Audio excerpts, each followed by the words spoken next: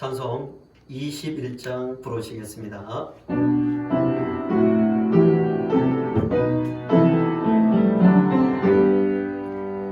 다 찬양하여라 전능한 창조의 주께 내 언어 주차며 평강과 구원의 주님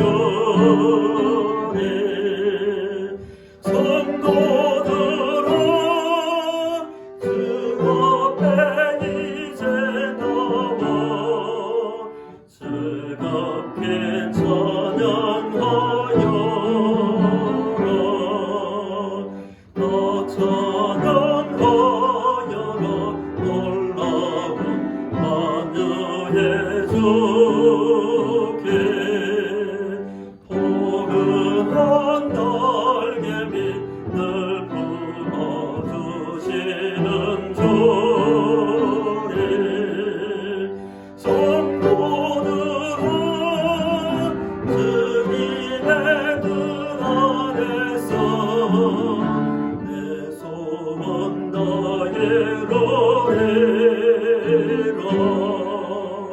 다 찬양하여라 온몸 다 마음을 바쳐 이 세상 만물이 주 앞에 다 나와 찬양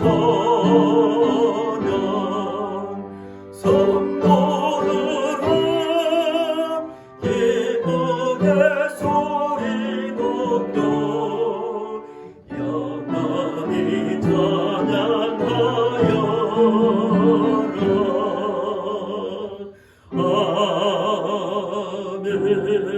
아멘. 교도문 35번을 교독하시겠습니다. 만군의 여호와여 주의 장막이 어찌 그리 사랑스러운지요. 내 영혼이 여호와의 공정을 사모하여 쇠약하며 내 마음과 육체가 살아계시는 하나님께 부르짖나이다. 나의 왕 나의 하나님 만군의 여호와여 주의 제단에서 참새도 제 집을 얻고 제비도 새끼들 보금자리를 얻었나이다. 주의 집에 사는 자는 복이 있나니 그들이 항상 주를 찬송하리라. 주께 힘을 얻고 그 마음에 시온의 대로가 있는 자는 복이 있나이다. 그들이 눈물 골짜기로 지나갈 때에 그곳에 많은 샘이 있을 것이며 이른 비가 복을 채워 주나이다. 주의 궁정에서의 한 날이 다른 곳에서의 첫날보다 나은즉 악인의 장막에 사는 것보다 내 하나님의 성전 문지기로 있는 것이 좋사오니 만군의 여호와여 주께 의지하는 자는 복이 있나이다. 아멘. 신앙 고백하시겠습니다. 전능하사 천지를 만드신 하나님 아버지를 내가 믿사오며 그의 아들 우리 주 예수 그리스도를 믿사오니 이는 성령으로 잉태하사 동정녀 마리아에게 나시고 본디오 빌라도에게 고난을 받으사 십자가에 못 박혀 죽으시고 장사한 지 사흘 만에 죽은 자 가운데서 다시 살아나시며 하늘에 오르사 전능하신 하나님 우편에 앉아 계시다가 저리로서 산자와 죽은 자를 심판하러 오시리라. 성령을 믿사오며 거룩한 공회와 성도가 서로 통하는 것과 죄를 사하여 주시는 것과 몸이 다시 사는 것과 영원히 사는 것을 믿사옵나이다. 아멘. 찬송 405장 부르시겠습니다.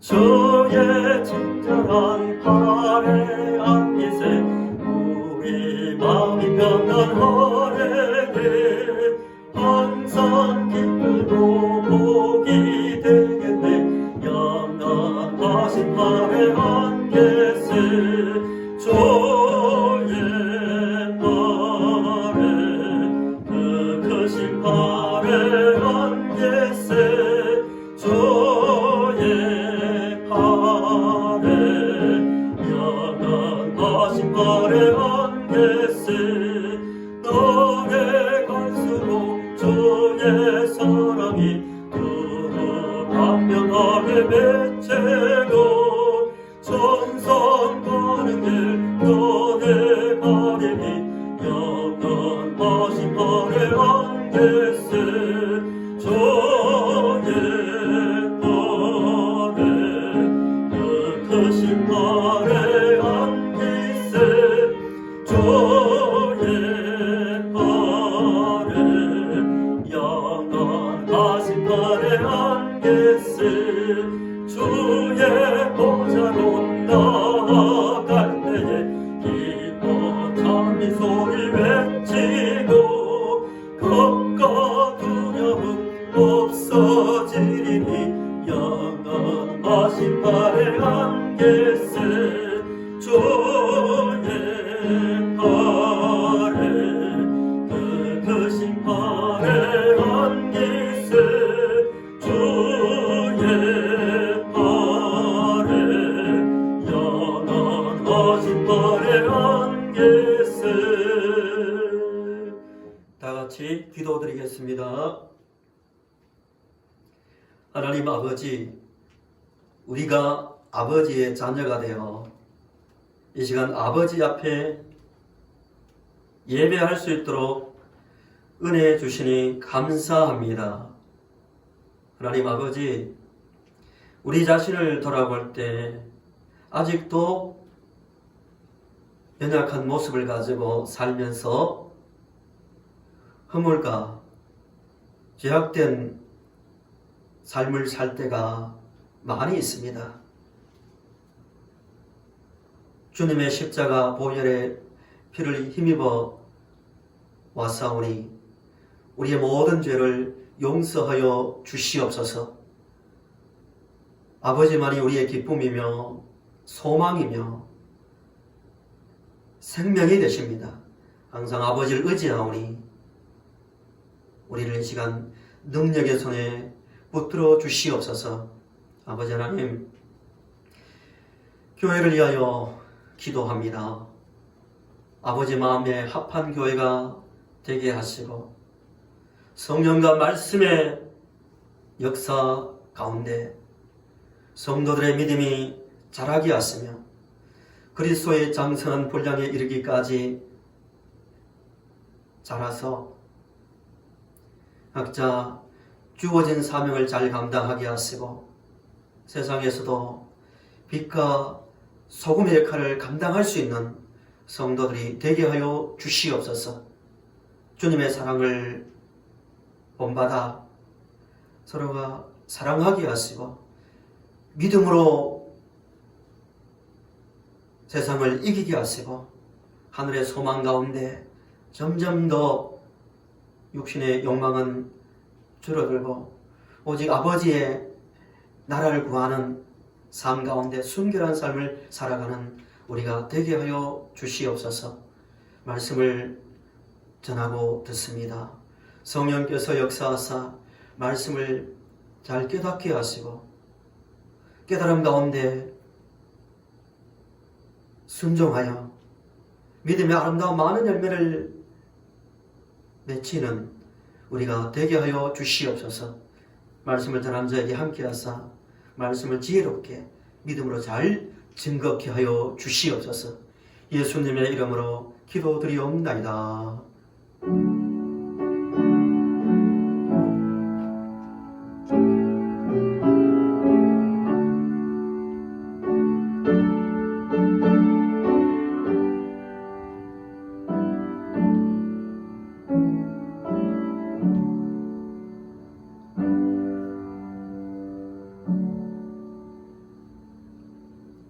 하나님 말씀 보시겠습니다. 구약 창세기 22장 1절부터 24절 말씀 중 4절까지만 교독하시겠습니다. 그 일 후에 하나님이 아브라함을 시험하시려고 그를 부르시되 아브라함아 하시니 그가 이르되 내가 여기 있나이다. 여호와께서 이르시되 내 아들 내 사랑하는 독자 이삭을 데리고 모리아 땅으로 가서 내가 내게 일러준 한 산 거기서 그를 번제로 드리라. 아브라함이 아침에 일찍이 일어나 나귀에 안장을 지우고 두 종과 그의 아들 이삭을 데리고 번제에 쓸 나무를 쪼개 가지고 떠나 하나님이 자기에게 일러주신 곳으로 가더니 제4일에 아브라함이 눈을 들어 그곳을 멀리 바라본지라. 아멘. 읽으신 말씀은 믿음의 조상 아브라함이 하나님으로부터 시험을 받는 장면입니다. 100세에 낳은 아들 이삭을 번제로 바치라고 하나님께서 말씀하셨죠. 우리도 이 세상을 살아갈 때 크고 작은 시험을 당합니다. 그런데 그 시험은 크게 두 종류로 나눌 수 있습니다. 하나는 사탄이 주는 시험, 하나는 하나님께서 주시는 시험입니다. 사탄이 주는 시험을 유혹이라고 하죠. 사탄은 항상 이렇게 말하면서 접근합니다. 너의 주인은 내 자신이야. 그러니까 편하게 내가 생각나는 대로, 느껴지는 대로, 원하는 대로 살아라. 이게 사탄의 인간을 시험하는 방법입니다. 그래서 사탄이 주는 시험은 부당하게 보이거나 불가능하게 보이거나 힘들다고 느껴질 때가 한 번도 없습니다. 왜? 우리의 정욕을 자극하니까요. 원하는 대로 살라는 거예요. 사탄을 세상 임금이라고 말하죠. 사탄은 인간을 지배하려고 항상 유혹하는 방법이 너의 인생의 주인은 너 자신이야. 너를 높여 이렇게 말합니다. 그 시험에 걸리면 자신이 높아지고 자유로워지는 게 아니라 오히려 세상 임금이라고 말하는 사탄의 지배를 받게 되어 있습니다. 정신을 바짝 차려야 됩니다. 사탄의 유혹에 걸리지 않도록 늘 깨어있는 성도님들이 되시길 바랍니다. 또 하나의 시험은 하나님께서 주신 시험이죠. 하나님께서 주신 시험은 반대입니다. 사탄의 유혹과 반대입니다. 현실적이지 않아 보이고 또 그 시험을 받기에 힘들어 보이고 때로 불가능하게 보입니다. 그러나 하나님께서 주시는 시험은 매우 유익한 시험입니다. 우리의 믿음을 성장시키고 성숙하게 만드는 시험이기 때문입니다. 우리는 확신을 가져야 돼요. 비록 그 시험 때문에 고통스럽고 때로는 눈물도 나고 괴롭지만 하나님께서 주신 시험은 유익하다는 거예요. 그럼 따라합시다. 하나님께서 주시는 시험은 유익하다. 이왕 믿음 생활 하는데 이왕이면 시험을 하나님께서 주시는 시험을 안 받으면 좋겠다라고 생각하면 이 잘못된 생각입니다. 왜냐하면 하나님께서 주시는 시험은 유익하기 때문입니다. 본문을 보시면 아브라함도 시험을 받고 있습니다. 하나님께서 아브라함을 시험하려고 부르셨다고 1절에 말씀하고 있습니다. 1절을 보시기 바랍니다. 그 일 후에 하나님이 아브라함을 시험하시려고 그를 부르시니라고 말합니다. 아브라함이 누구예요? 아브라함의 별명이 뭐죠? 믿음의 조상이라고 말합니다. 예수 그리스도를 믿어 구원에 이르는 것을 설명하기 위해서 꼭 나오는 사람이 아브라함입니다. 신약을 시작할 때 첫 번째 나오는 사람이 아브라함입니다. 예수님의 족보를 설명할 때 아브라함을 빼고는 설명이 안 됩니다. 그만큼 중요하게 또 우리가 높이는 사람인 아브라함도 시험을 받았습니다. 혹시 시험을 받고 있는 분들이 계십니까? 낙심하지 말고 이 시험은 유익하다는 확신 가운데서 아브라함처럼 시험을 잘 통과할 수 있기를 바랍니다. 아브라함이 받은 시험의 내용이 2절에 나와 있죠. 2절 보시면 내 아들아, 내 아들, 내 사랑하는 독자 이삭을 데리고 모리아 땅으로 가서 내가 내게 일러준 한 산 거기서 그를 번제로 드리라고 말하고 있습니다.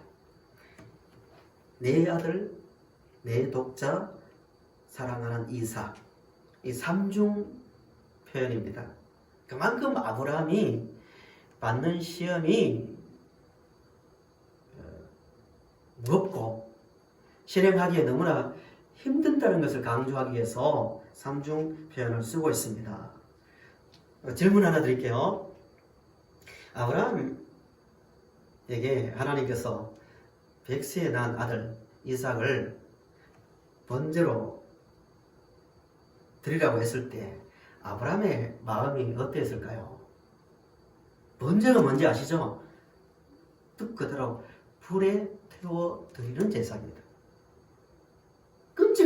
끔찍한 제사죠. 인간적으로 볼 때 아들을 바친다는 백세에 낳은 아들을 바쳐야 하는 시험이니까요.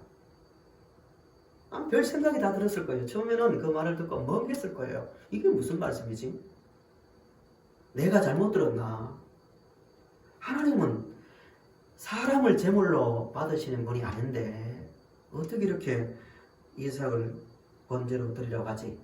라고 생각했을 겁니다. 또 아내 사라에게 내가 어떻게 이 말을 하지? 과연 이해를 할까? 별별 생각이 다 들었을 거예요. 더 문제는 하나님께서 몇 번에 걸쳐서 말씀하시기를 이삭은 약속의 아들이며 그를 통해 약속의 씨를 보낸다는 말씀을 수없이 하셨거든요. 근데 갑자기 이삭을 죽이라고 하니까 이해가 되지 않는 겁니다. 아브라함은 아무리 생각해도 이삭을 번제로 바치라고 하는 이 시험에 대해서 이해를 못했을 거예요. 그런데 이해는 못했지만 그 말씀에 순종합니다. 그냥 순종하는 게 아니라 즉각적으로 순종하고요, 철저하게 순종하고요, 전적으로 순종합니다. 3절을 한번 보실까요? 아브라함이 아침에 일찍이 일어나 라고 말합니다. 지체하지 않았다는 거죠. 또 나귀의 안장을 지우고 두 종과 아들 이삭을 데리고 번제에 쓸 나무를 쪼개 가지고 출발합니다. 3일 길을 걸어야 하는데도 집에서 미리 쓸 나무를, 제사에 쓸 나무를 다 준비합니다. 철저한 순종을 말하고 있죠. 4절을 보시면 4절을 우리가 좀 주목해서 보셔야 됩니다. 3일을 걸어 하나님께서 말씀하신 산으로 가서 아브라함은 뒤돌아오지 않고 이삭을 번제로 드렸는데요. 이 말은 아브라함의 순종이 일시적인 어떤 감정이나 종교적 어떤 종교의 심취에서 하는 그런 순종이 아님을 알 수가 있습니다. 아브라함이 말씀을 받은 부엘세바에서 모리아산까지 직선거리로요 75km나 됩니다. 하루 24km를 걸은 평균적으로 걷는다고 하는데요. 3일을 걸을 거리입니다. 그러면서 아브라함이 무슨 생각이 있을까요? 이삭의 얼굴도 보고 같이 밥도 먹고 잠도 자고 그러면서 수많은 이야기를 했을 거 아니에요. 생각하고 많은 하나님의 명령을 생각했겠죠. 내가 하는 행동이 맞는가? 그러면서 아브라함은 맞다. 뭔가 마음에 확신을 가지고 이삭을 제물로 드립니다. 진짜 믿음은요, 종교적인 어떤 분위기 속에서 열광된 분위기에서 나타나는 것이 아니고요, 일상 걸어갈 때, 잠잘 때, 먹을 때 마음이 가라앉고 차분한 그 상태에서 나오는 믿음이 진짜 믿음입니다. 아브라함은 전인격적으로 생각하는 끝에 전인격적으로 순종합니다. 하나님의 의도도 여기에 있었습니다. 하나님께서 아브라함에게 자기 뒤뜰이나 아니면 가까운 산에 가서 이삭을 번제로 드리려고 하지 않고 의도적으로 3일을 걸어야 될 곳에 가서 드리려고 한 목적이 여기에 있습니다. 깊이 생각해보고 이성적으로 차분하게 생각해보고 판단하라는 거예요. 그 가운데서 전인격적 순종을 원했기 때문입니다. 9절 7절을 보시면 여호와의 말씀대로 제단을 쌓고 아브라함 이삭을 잡아 번제로 드리려 합니다. 사실 드린 거죠. 칼을 빼서 이삭을 칼로 베고 불에 태워서 드리려고 했으니까요. 그러니까 하나님께서 급하게 말리십니다. 아브라함아 아브라함아 하고 말리십니다. 그러면서 이제 내가 나를 경외하는 줄 알았다 라고 하시면서 하나님께서 예비하신 어린 양 뒤돌아보니까 숯불에 걸린 순양을 대신 드림으로 시험을 통과합니다. 우리 이 말씀을 보면서 중요한 질문을 하나 해야 됩니다. 아브라함이 왜 바치라고 하는지 이해는 못했지만 이삭을 번제로 드릴 수 있었던 확신이 어디에서 났을까요? 분명히 이성으로는 이해가 되지 않지만 아브라함 자신 있게 말하거든요. 아들아, 너를 하나님께서 죽이지 않을 것이고 죽어도 반드시 다시 살린다. 이런 확신이 어디에서 나왔을까요? 아브라함의 그 모습을 보면은 이삭은 절대 죽지 않는다는, 죽어도 살린다는 확신이 여러 곳에서 볼 수 있습니다. 5절을 보십시오. 5절을 보시면 사흘을 같이 걸어간 두 종에게 그 목적지에 와서 너 여기서 머물라. 내가 이삭을 데리고 가서 이 아이와 함께 저기 가서 예배하고 우리가 너희에게로 돌아오리라고 말합니다. 여기서 우리가 누구라고요? 아브라함과 이삭입니다. 확신이 있는 거죠. 같이 돌아오겠다고 말하고 있습니다. 7절 8절도 그 확신을 볼 수 있습니다. 이삭이 보니까 그 도착했는데 번제에 쓸 나무도 있고 재물을 잡을 칼도 있는데 재물 자체가 없는 거예요. 하도 이상해서 아버지에게 물어봤죠. 재물은 어디 있습니까? 하니까 하나님이 자기를 위하여 친히 준비하리라고 확신을 갖고 말하고 있습니다. 우리는 또 하나의 질문을 할 수 있습니다. 아브라함이 이삭을 번제로 바치라는 시험을 이해 못했지만 이렇게 확신, 우리가 돌아온다고 그리고 하나님께 준비한다라고 말하시는 확신의 근거가 어디에 있을까요? 뭘 근거를 가지고 그렇게 말하고 있습니까? 근거 없는 확신은요, 그건 맹신입니다. 맹신. 무조건 믿는 것은요, 믿음이 아닙니다. 자기 감정이 무너지고 흔들리면요, 아무것도 남는 게 없습니다. 그러니까 아브라함은 자신있게 말할 근거를 가지고 있었는데, 그 근거가 뭐냐면은 하나님에 대한 신뢰입니다. 하나님이 누구신지 아브라함은 정확하게 알았습니다. 인생을 걸어도 후회하지 않을 신뢰할 만한 분임을 아브라함은 알고 있었습니다. 아브라함이 갈대아 지역에 우리에 있을 때 하란으로 왔죠. 그 하란에 살 때 하나님께서 아브라함을 이제 첫 번째 부르시는 장면이 나오죠. 창세기 12장. 하나님께서 아브라함에게 뭐라고 말하죠? 너의 고향과 친척과 아비의 집을 떠나 내가 내게 보여줄 땅으로 가라라고 말합니다. 순종하기 힘든 시험입니다. 그래서 이삭을 바칠 때처럼 삼중 표현을 하고 있죠. 그냥 너 떠나라 하면 되지만 내 고향과 친척과 아버지의 집을 떠나가라고 말합니다. 그만큼 힘든, 순종하기 힘든 일이었지만 아브라함은 말씀을 따라 갔다라고 말합니다. 그렇게 할 수 있었던, 그렇게 출발할 수 있었던 아브라함에게 있어서 믿음의 근거가 어디에 있었습니까? 아브라함은 성경에 다 나와 있지 않지만 하나님이 어떤 신인지를 완벽하지 않지만 알고 있었습니다. 상식적으로 생각해 보세요. 그 당시에 갈대아 우르, 또 하란은 문명의 발상지입니다. 그들이 섬기는 신은 당시에 어느 민족 못지않는 신으로 인정받고 있었습니다. 문화적으로, 경제적으로, 군사적으로 압도할 만한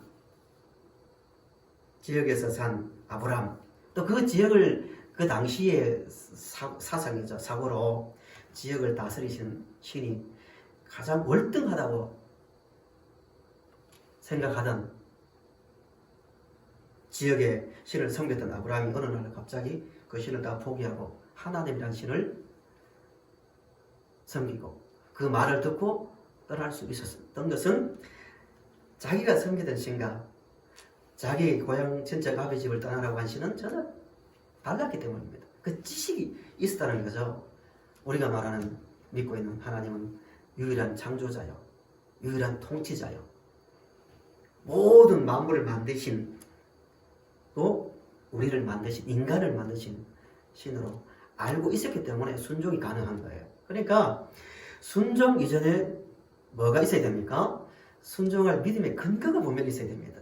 우리가 시험을 받을 때 시험을 이기는 게 내 의지나 내 결심으로 되지 않습니다.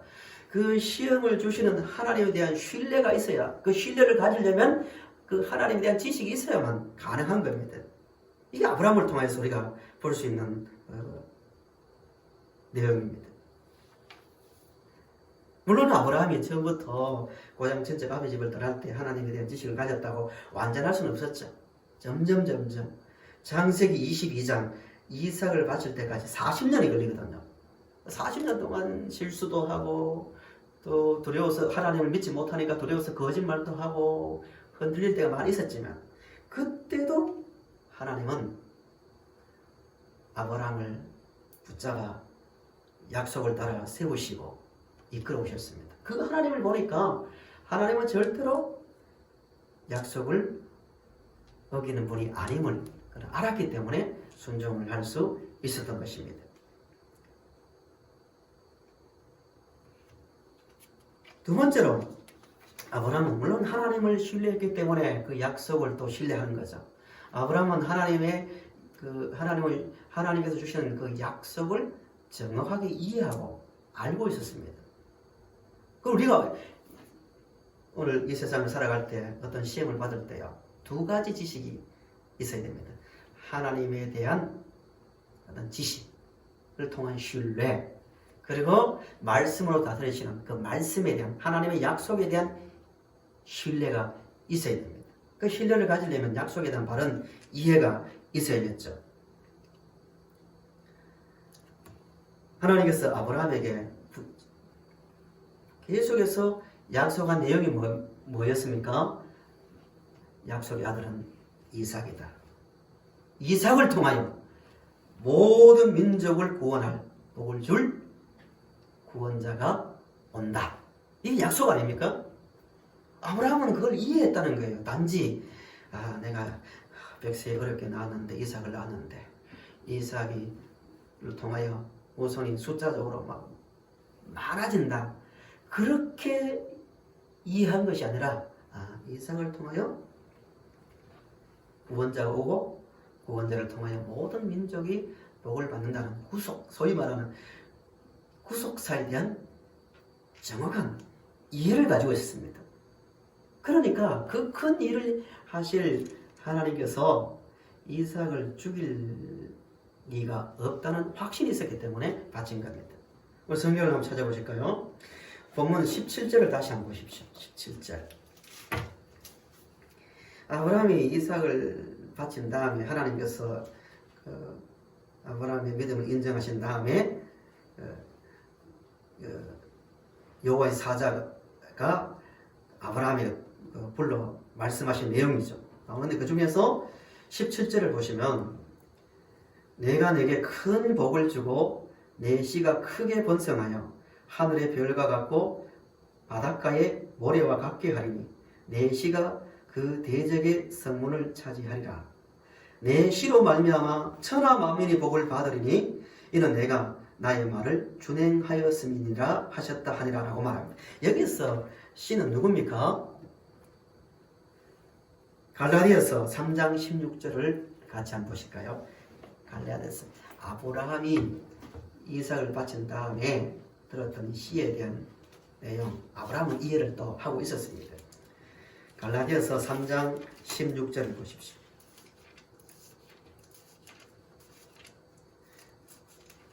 (3장 16절) 같이 읽어보시겠습니다. 시작. 이 약속들은 아브라함과 그 자손에게 말씀하신 것인데 여럿을 가리켜 그 자손들이라 하지 아니하시고 오직 한 사람을 가리켜 내 자손이라 하셨으니 곧 그리스도. 예, 누구라고요? 예, 그리스도라고 이해를 하고 있습니다. 아브라함은 그걸 알았다는 거예요. 구속사에 대한 이해죠. 요한복음 8장 56절을 한번 보십시오. 구체적으로 아브라함이 얼마나 이삭을 통한 하나님의 구원 계획을 이해하고 있었는지를 볼 수 있는 구절입니다. 요한복음 8장 56절을 한번 보십시오. 요한복음 8장 56절. 예수님께서 하신 말씀이죠. 같이 읽어보겠습니다. 너희 조상 아브라함은 나의 때 볼 것을 즐거워하다가 보고 기뻐하였느니라. 예, 아브라함과 예수님의 시간적 차이는 엄청나게 나죠. 그런데도 예수님께서 아브라함은 내가 이 땅에 올 것, 그리고 나의 때를 보고 뭐 했다고 말합니까? 즐거워하다가 보고 기뻐했대요. 즐거워하다가 보고 기뻐했대요. 얼마나 그 구원의 이삭을 통한 하나님의 그 구원의 계획을 제대로 이해하고 있는지를 알 수 있는 구절입니다. 아브라함이 이런 이해가 있으니까 이 얼마나 큰 약속입니까? 즐겁고 기쁜 약속 아닙니까? 이삭에게 말했을까 안 했을까요? 수없이 말했을 거예요. 저라면 100번, 1000번 반복해서 말했을 겁니다. 이삭아, 너가 태어나기 전에 이런 약속을 받았다. 또 이렇게 해서 이렇게 했고 이렇게 왔는데 그래서 100세에 너가 태어났다. 너가 태어났을 때 또 약속을 하셨다. 그래서 쭉 구속에 대한 이야기를 했을 거예요. 그 증거를 우리가 엿볼 수 있는데 아브라함이 이삭을 번제로 드릴 때 최소한 나이가 100세를 훌쩍 넘었습니다. 이삭의 나이가 이때가 한 10대 후반으로 보거든요. 100세가 넘은 사람이 10대 후반의 청소년을 줄로 묶고 칼로 치려 하는데 이삭이 힘이 없어서 잡혔겠습니까? 이삭도 반항하면 얼마든지 도망갈 수 있었을 거예요. 근데 이삭은 아마 순종했던 것 같아요. 묶을 때도 바칠 때도. 왜? 아브라함이 가진 구원에 대한 믿음을 이삭도 알고 있었기 때문입니다. 이렇게 아브라함은 하나님의 이삭을 바치라는 시험을 하실 때 확신을 가지고 있었고 확신에 대한 분명한 근거를 가지고 있었기 때문에 그 시험을 받을 수 있었고 또 통과할 수 있었습니다. 성도님들은 얼마나 하나님을 신뢰합니까? 신뢰할 만한 확신을 가지고 있습니까? 내 이성으로 현실에 지금 펼쳐지는 그 돌아가는 상황이 전혀 이해가 안 되더라도 그 순간에도 하나님을 신뢰하고 있고 아브라함처럼 그 목숨을 걸 이삭을 바칠 만한 신뢰할 근거를 가지고 살고 있습니까? 우리가 그런 근거를 가질 수 있는 근거가 뭐예요? 하나님 말씀이죠. 성경이죠. 성경을 통해서 우리는 충분히 아브라함이 가졌던 그 확신을 가질 수 있고 그 근거 가운데서 시험을 이길 수가 있습니다. 특별히 그 많은 근거 중에서도 로마서 8장 28절 우리가 알거니와 하나님을 사랑하는 자 곧 그의 뜻대로 부르심을 입은 자들에게는 모든 것이 합력하여 뭘 이룬다고요? 선을 이룬다고 말합니다. 모든 상황에서 하나님의 사랑을 받은 자는 어떤 시험에서도 어떤 문제 앞에서도 결국 선이 된다. 유익하다. 승리한다는 말 아닙니까? 그 근거가 뭐예요? 성도들이 땅을 살아가면서 극한 시험 가운데서도 이런 말을 할 수 있습니까?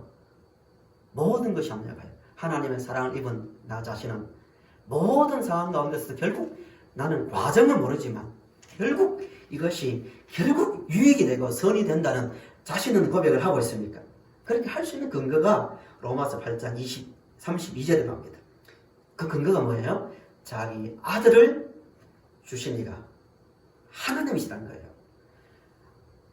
독생자 예수 그리스도를 주신 하나님을 볼 때 내가 하나님께 주시는 이 시험은 내가 이해를 못하는 것 뿐이지 정말 유익한 시험이다라고 말하고 있는 것입니다. 말씀을 맺겠습니다. 본문 읽지는 않았지만 20절부터 24절을 보시면요. 주위에서 보시면 이런 생각이 들 수 있습니다. 은혜롭게 아브라함이 이삭을 바치고 여호와 이레라고 말하고 약속을 받는데 갑자기 족보 이야기 나옵니다. 나홀의 족보 이야기 여기 딱 들어와 있습니다. 어떻게 보면 왜 이렇게 이름도 생소한 말 사람들 이야기가 이렇게 딱 들어있지? 라고 생각이 들 수 있습니다. 그 당시에는 지금과 달리 광야에서 창세기를 기록했잖아요.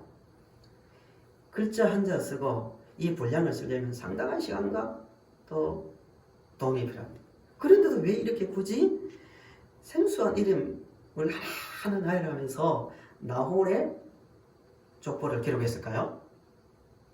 예, 리브가 이야기 나옵니다. 결국 곧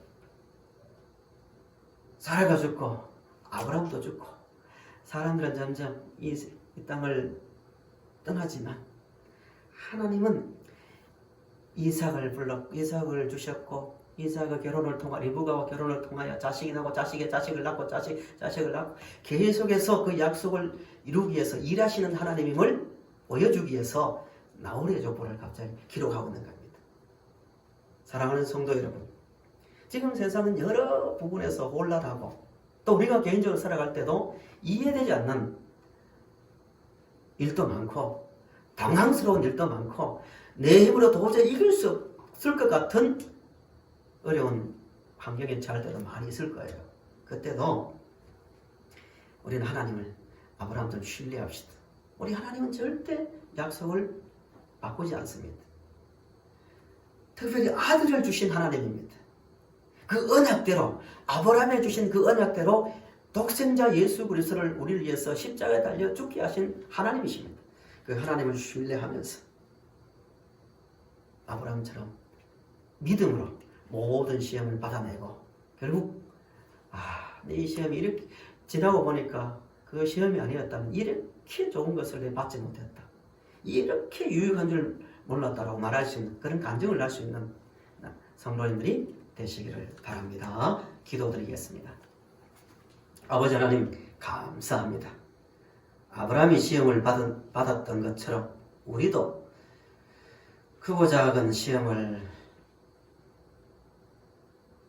받고 있습니다. 또 받을 것을 우리가 알고 있습니다. 오늘 말씀을 생각하며 변하지 않는 하나님의 사랑을 믿고 어떤 환경 속에서도 아버지의 말씀을 잡고 걸어가는 모든 성도들이 되게 하여 주시옵소서. 예수님의 이름으로 기도드리옵나이다. 아멘.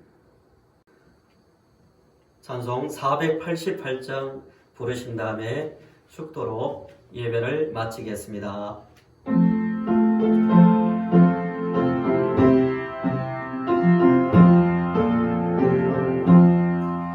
이 몸의 소망 무언가 우리 주 예수뿐일세. 우리 주 예수밖에는 믿으리 마주 없도다. 주 너의 반석이시니 그 위에 내가 서리라.